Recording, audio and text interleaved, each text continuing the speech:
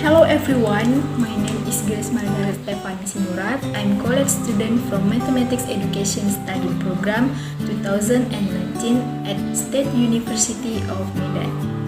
In this video, I will explain several subtopics as follows. The first, definition of philosophy. The second, definition of mathematics. The third, definition philosophy of mathematics. The fourth, schools in philosophy of mathematics, and the last one, Axiology or the benefits of mathematics.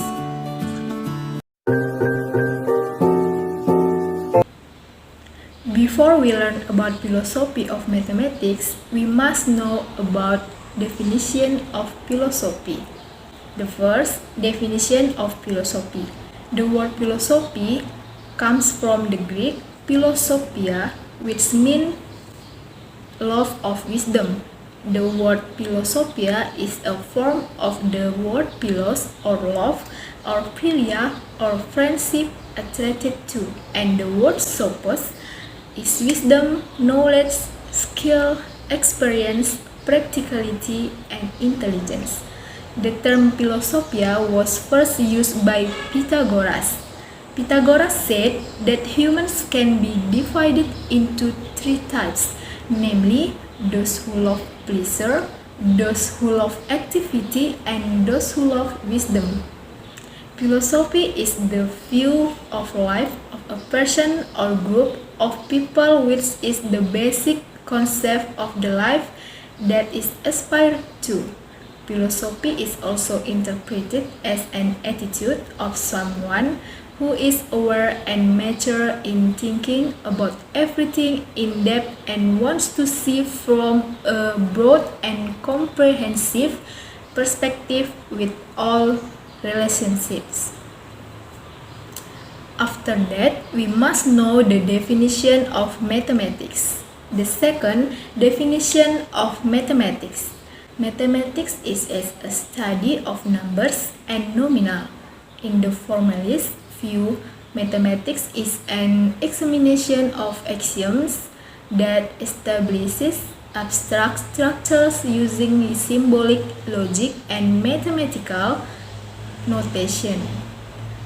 Understanding of mathematics according to expert. The first, Johnson and Rising. They are say that mathematics is a pattern of thinking, organizing patterns, logical proof. So, mathematics is a language that uses carefully defined, clear, and accurate terms. Its representation with symbols and thence is more in the form of symbolic language about ideas than about sound. The second is Klein. Klein said that mathematics is not an isolated knowledge that can be perfect because of itself, but the existence of mathematics is primarily to help humans understand and overcome social, economic, and natural problems. The third, Race et al. Say that mathematics is the study of patterns and relationships as a way or pattern of thinking, and art, a language, and a tool. And by according James said that mathematics is the science of logic about form, arrangement, quantity, and concept related to one another in large numbers, which are divided into three fields, namely algebra, analysis, and geometry. In conclusion, mathematics is a science that learns about calculation, studies, and uses reason or one's thinking ability logically and with a clear mind. Mathematics is studying things that exist. Mathematics will not be able to study things that never exist. Next, we will learn about philosophy of mathematics. The third, philosophy of mathematics. Philosophy of mathematics is a branch of philosophy that aims to reflect and explain the nature of mathematics. The philosophy of mathematics is basically a reflective thought towards mathematics. The role of the philosophy of mathematics is to demonstrate a systematic and absolutely secure basis for mathematical knowledge devoted to mathematical truths. For Pythagoras, mathematics is very important to understand philosophy. Plato argued that geometry was the key to attaining philosophical knowledge and truth. In this modern era, philosophy, which is used as a science that can change the paradigm of human thinking, is experiencing development. This is due to the nature of critical thinking that is carried out by philosophers, including philosophers or scientists of science and mathematics who are able to create ideas and learning methods.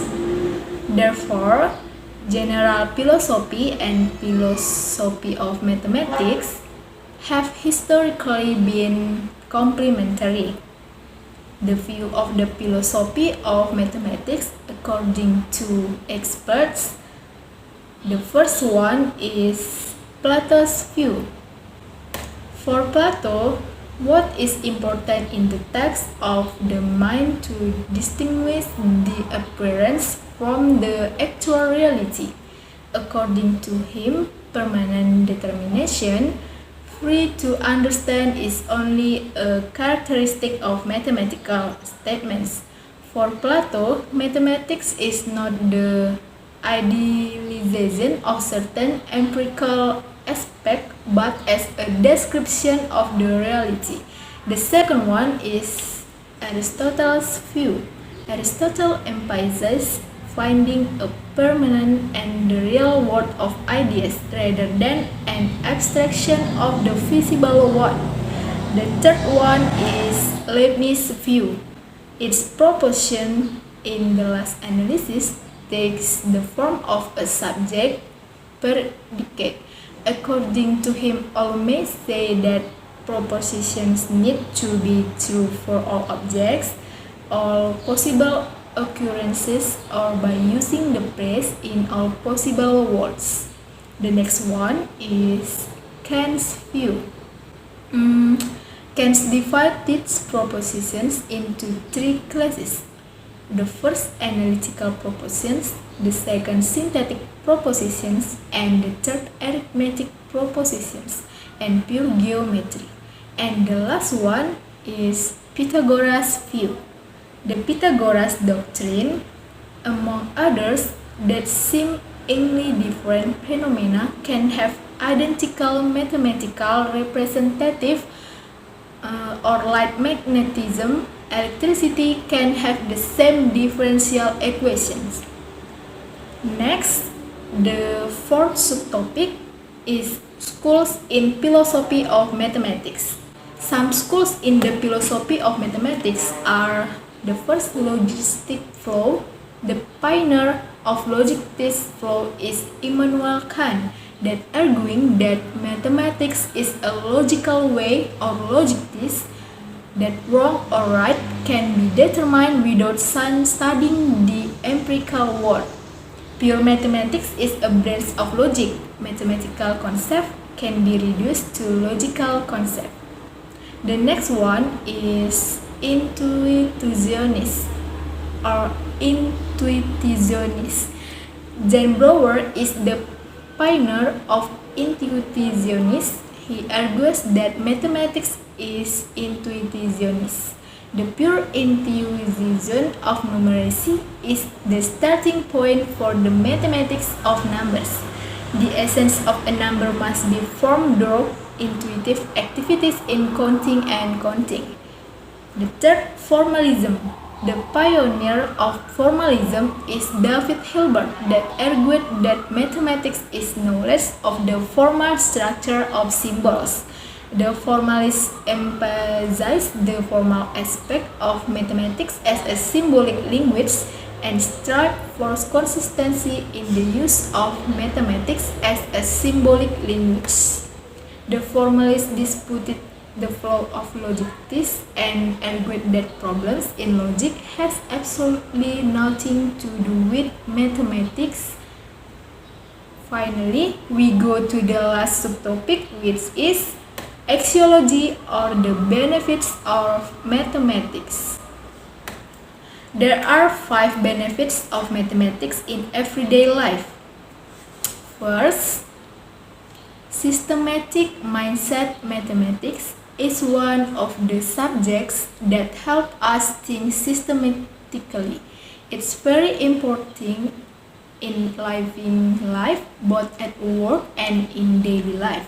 For example, when we are given a question, the first thing we do is find out what is being asked and then we answer it after an example of a systematic mindset. Through the habit of counting, practicing series and the like, we unconsciously force the brain to get used to thinking coherently or systematically. This will make it easier for us to organize everything. This ability is also very supportive to become a leader someday when we grow up. The second benefit is logic thinking is more developed. All aspects of mathematics lesson talk about the ability to think logically. There are no assumption, presumption, or guesswork. All must be generated through precise calculations. Even more precisely, mathematics is formed on the basis of the need for a logical proof. Logic will help sharpen the mindset, which of course makes us able to make mature decisions. The third, counting practice. Everyone needs numeracy skills, even on a very simple scale like counting 10. Unfortunately, this is not realized by some students. The use of numbers, which are actually symbols to measure results, is actually something that is avoided. It should be kept in mind. The need for calculating does not need an expert, but at least be able to do it correctly and quickly. The fourth, draw conclusion deductively. Mathematics is often referred to as a deductive science. That is, mathematics helps a person in drawing conclusions based on general patterns. This will familiarize our brain to think objectively. The ability to think objectively is again one of the many soft skills that are sought after by all fields of work. In addition, by frequently completing mathematical exercises in the form of logical cases, we will get used to think rationally. And the fifth, be careful and patient. Mathematics lessons are full of complex and long questions. Things that certainly require patience in completing it, especially if you experience an error in one of the steps. Then maybe we have to repeat the counting process from the beginning. A person who is accustomed to solving complex mathematical problems can develop into a more thorough, careful, and patient person. This condition can be born through familiarization with math problems. I think that's all from me that I can explain on the topic of philosophy of mathematics. Please forgive me if I had mistake in my explanation in this video. I hope I will be better in the next chapter. If there are criticism or suggestion, you can write them in the comment column. Hopefully this explanation video is useful for you, and don't forget to share this video with your friends on social media and turn on the notification bell to get the latest on topic learning the history of mathematics. See you next time guys, and thank you.